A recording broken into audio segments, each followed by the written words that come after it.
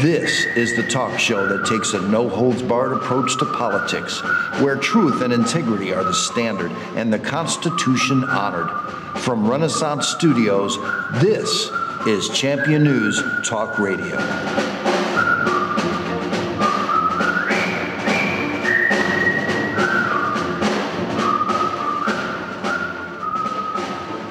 Good morning and welcome to another great edition of Champion News Talk Radio, brought to you by championnews.net, your choice for the conservative voice. This is Carol Parisis. Today, Jack Roeser and myself have a wonderful guest by the name of Sarah Gough. Good morning, Sarah. Good morning, Jack. How are you both doing on this fine Sunday? Well, feeling pretty tough. We got such big problems ahead of us here in Illinois. We got great reputation. We are the most crooked state of the 50.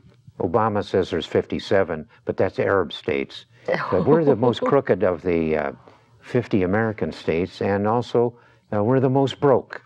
And you get people out there, some of the committees of businessmen and all are taking a kind of easy approach to all this. And they don't want to rock the boat too much.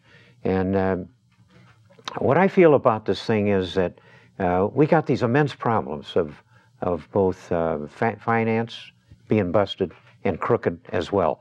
I mean, the goat herders in Ethiopia, who are my advisors, have told me that Chicago is a very crooked place and you shouldn't have gambling casinos there either.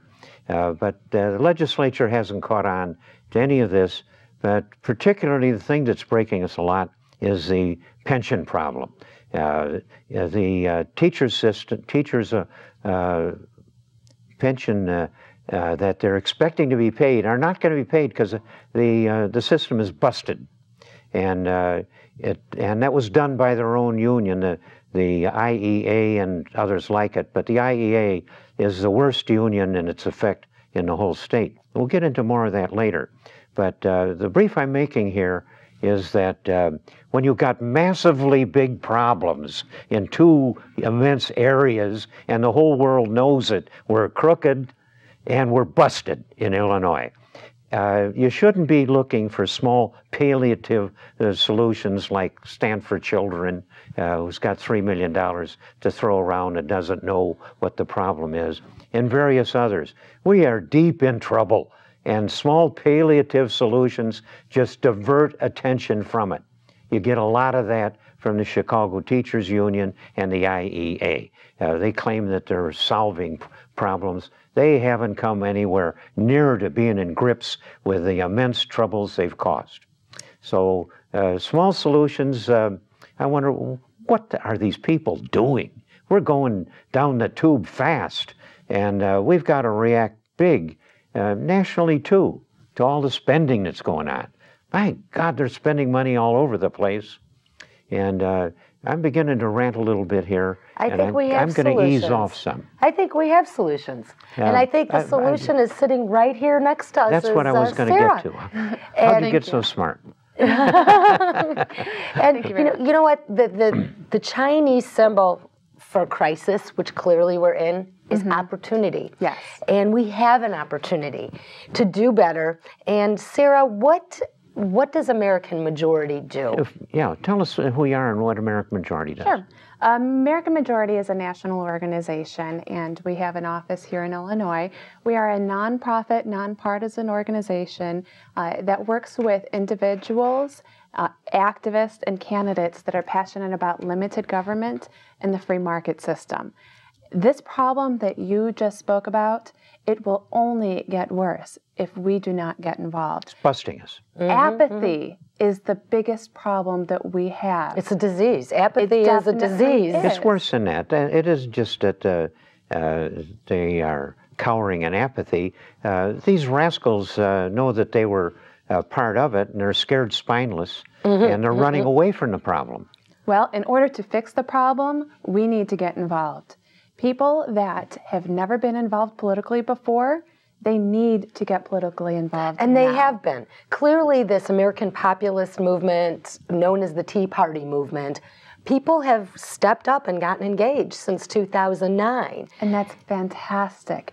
We need to get more people involved too. We need to start to get to know our neighbors like the left does. Mm-hmm. And we have been talking about different tactics that the left uses. The Tea Party people are involved in values. Yes. And it's the simplistic view of it is they're the values of our founders, not of the Obama bunch that are trying to follow.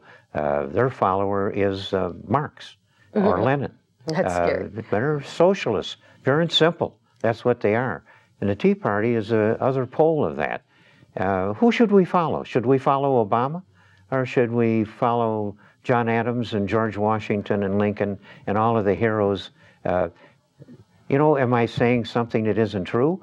Something that those principles of our founders of long ago when they separated from King George? Am I spouting something that really doesn't matter? Well, think about it. We got 300 million people here in the United States, and they voted with their feet to come from some other place where they were treated lousy as vassals, and they turned them into free people here. We definitely need to learn from history, and today in schools, history is not being taught completely, and our students, our grade school students, high school students, even college students, don't truly understand how and why our government was formed. They don't understand the Constitution. What's the name of the two brothers that founded the American majority? Ned and Drew Ryan. And in fact, Ned Ryan, if you go to our website and if you go to our resources, www.americanmajority.org, underneath our resources, first of all, we have a plethora of resources, but one of the tools that we have podcasts. And Ned does excellent history series on these podcasts. So if you have a commute in the car with your kids to work, to school, or if you have a commute to work, download those and listen to those. And who's the father of those two brothers, the Ryans? Oh, well, it's a famous athlete, Mr. Jim Ryan. Who's that? It's a famous athlete. Yes, the guy that ran, he broke the 4-minute mile. He attacked an assailable record that nobody could beat, and he did it. He ran the first 4-minute mile. Speaking of running, what we need more citizens to run for office. Absolutely. Not just the high offices. We need them to start to run for all different levels. There were 40 offices in the legislature downstate last year where the Democrats had no opponent at all. That's not going to happen again. They're going to have opponents. So I have a couple of ideas on how we can try to find conservative candidates to run in our communities. What are those ideas, Sarah? Well, first of all, we need to identify conservatives in every precinct.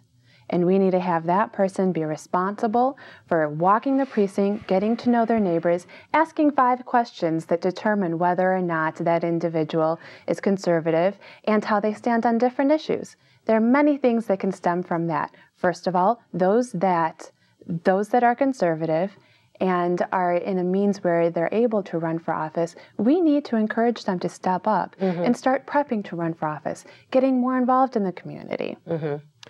Our Renaissance Republican PAC, which is somewhat related to this program, at least I have a rooting percentage in both of those, but the Renaissance PAC is about candidates and running for office in the state of Illinois. And I went to one of your earlier meetings almost a year ago now, and I think it was in Des Plaines. And I was really impressed. The two brothers were there, and they ran the whole program, and I just watched. And because of that, we've got an arrangement with you, who's managing the American Majority program in Illinois, and to help so many of these Tea Party people that know their value system well. They know what the Republican Party should be doing, but like being a comedian or a businessman, a salesman, there's techniques for doing business. Oh, definitely. And I was very impressed with the American majority techniques and everything from fundraising down to how you run for a committeeman and everything in between. And this is what American majority is here in Illinois to do, is to provide grassroots organizations with the tools so that their membership and those citizens within their community that are concerned about the state of Illinois, they will then therefore have the tools to actually get out there, put their boots to the pavement, and do the things that we need to do in order to see change. See, now I've known your father, by strange coincidence, I didn't know that when I first knew you, but I've known your father for about 20 years, and he's been a great guy. He's been an active conservative before the Tea Party really got in motion. Yes, yes, he has, definitely. Yeah, you come with some pretty good bones she's there. got good pedigree. Yeah. Thank you. Hey, Sarah, you know what? We have a presidential election coming up, and everybody wants this big presidential sexy thing.